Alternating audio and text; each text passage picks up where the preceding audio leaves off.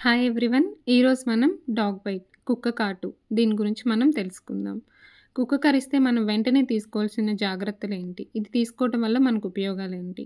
కుక్క కరిచిన వెంటనే ఖచ్చితంగా ఆ ప్లేస్‌ని మీరు సబ్బు లేదా మీ దగ్గర ఏమైనా యాంటీసెప్టిక్ సొల్యూషన్ ఉంటే 15 నిమిషాల పాటు శుభ్రంగా కడగండి.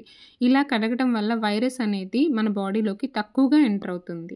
దాని తర్వాత ఖచ్చితంగా డాక్టర్‌కి కన్సల్ట్ అవ్వండి. ఏఆర్‌వి ఇంజెక్షన్ తీసుకోండి. ఈ ఏఆర్‌వి ఇంజెక్షన్ అనేది కుక్క కాటుకి, పిల్లి కాటుకి, అలాగే కోతి కరిస్తే మనం దీన్ని ఉపయోగిస్తాం. ఇది ఎక్కడెక్కడ దొరుకుతుంది? అన్ని గవర్నమెంట్ హాస్పిటల్స్, పీహెచ్‌సి నుంచి అన్ని ప్రైవేట్ హాస్పిటల్స్ వరకు దొరుకుతుంది.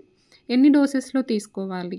ఇంత 0.1 ఎంఎల్ ఇస్తారండి. 0, 3, 7 అండ్ 28 డేస్‌కి మనం తీసుకుంటాము.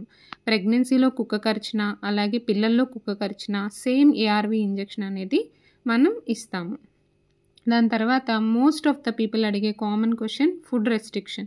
అన్నీ తినొచ్చండి. ఒక మందు అలాగే సిగరెట్ అనేది మనం తీసుకోకుండా ఉంటే సరిపోతుంది. కాస్త స్పైసీ ఫుడ్ అనేది కుక్కలు, పిల్లులు, కోతులు వీటికి ఎవరైతే కొంచెం దగ్గరగా ఉంటారో వాళ్ళు ప్రొటెక్షన్ కోసం ఈ డేసెస్ ప్రకారం వ్యాక్సిన్ తీసుకుంటే మంచిది.